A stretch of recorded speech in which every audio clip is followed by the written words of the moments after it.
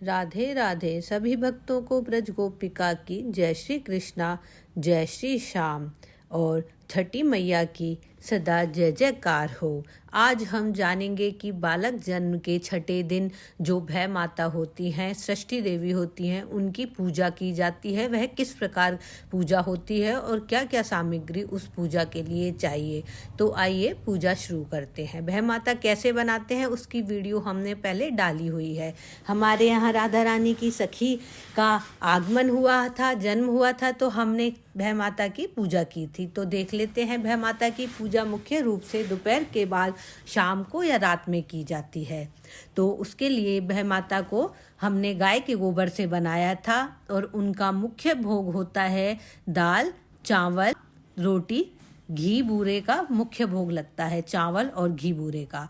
तो ये प्रसाद बना के एक घी का दीपक जलाया जाता है और उसके बाद रोली का भय माता को, सृष्टि देवी को तिलक लगाया जाता है। उसके बाद उनका एक जो बच्चा होता है उसके भी तिलक लगाया जाता है। पहले आप हल्दी से तिलक लगाइए, उसके बाद रोली से तिलक लगाइए। घर की बड़ी जो सास नंद होती हैं वो भी पूजा करा देती हैं, नहीं तो अगर वो नहीं है या बीमार हैं तो आप घर के कोई भी बड़ा सदस्य आपकी पूजा करा देता है। जिस स्त्री के बालक हुआ रहता है वह और वो बच्चा दोनों मिलके सृष्टि देवी की पूजा करती हैं और स्वास्तिक बनाया जाता है। कहीं कहीं पर पेन पेंसिल भी रखा जाता है कि जो छठी देवी हैं वो बालक का भाग्य लिखती हैं। भय माता को बच्चे के सिराने की तरफ बनाया जाता है और रात के 12 बजे तक मैया का गुणगान किया जाता है तथा छठी के गीत गाए जाते हैं। मान्यता है कि छठी मैया आती हैं और बालक का भाग्य लिख के जाती हैं और उनसे कामना की जाती है कि हे माता, आप इस बालक का भाग्य इतना अच्छा लिखना कि वह सदैव सुखी रहे, स्वस्थ रहे, प्रसन्न रहे और भगवान की भक्ति की कृपा उस पर सदैव बनी रहे। तो उन्हें सबसे पहले तिलक लगा के और ज्योत प्रज्वलित करने के बाद चावल और घी बूरे का भोग लगाया जाता है। पहले भय माता को भोग लगाते हैं, उसके बाद उनके बालक को भोग लगाते हैं। जो जो सामग्री आपने भोग के लिए रखी हुई है उसमें से सभी में से थोड़ा थोड़ा भोग लगाते हैं और षष्ठी मैया का गुणगान करते रहते हैं। हे छठी देवी, सभी बच्चों पर कृपा बनाए रखना। यह पूजा मुख्यतः सभी के यहाँ की जाती है।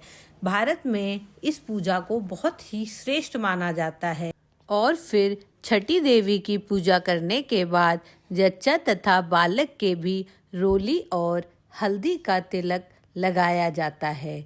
षष्ठी देवी की कृपा इन बालक पर सदैव बनी रहे, इसी कामना के साथ छठी मैया की पूजा की जाती है।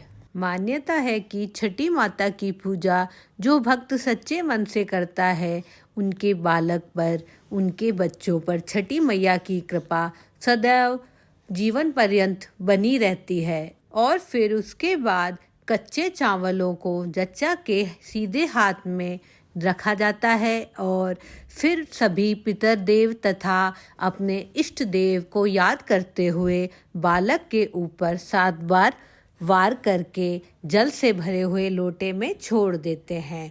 सभी पितर देव, इष्ट देव की भी कृपा उस बालक पर बनी रहे, इसी विश्वास के साथ इस तरह से वार फेर करा जाता है। छठी पर काजल लगाने का भी विशेष महत्व होता है।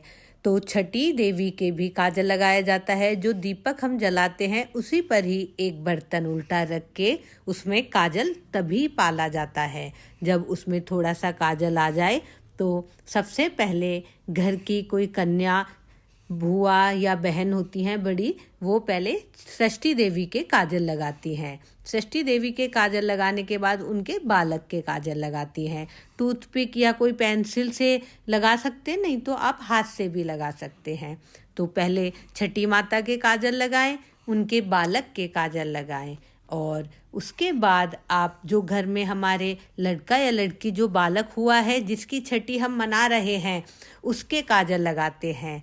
तो उस बालक के उसकी बहन या भूआ काजल लगाती हैं और उसे फिर नेग में कुछ ना कुछ दिया जाता है।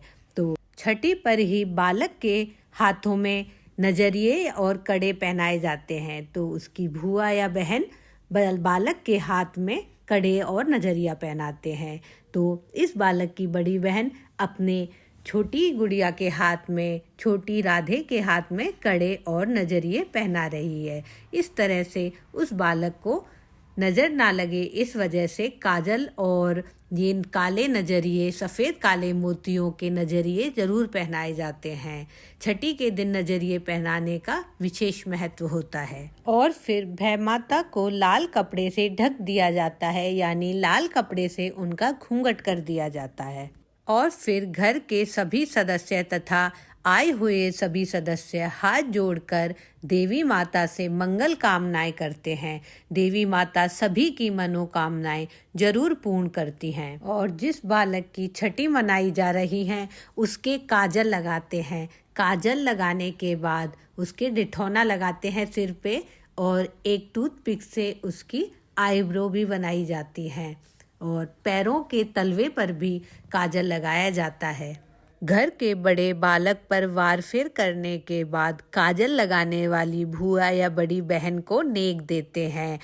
पैसे, सोना, चांदी जो भी श्रद्धा से हो वह आप दे सकते हैं। इनकी दादी ने वार फेर करके इसकी बड़ी बहन को कानों की बालियां दी। और छठी वाले दिन पूजा के बाद जच्चा की गोदी में बालक को देकर भर पेट जच्चा को खाना खिलाया जाता है।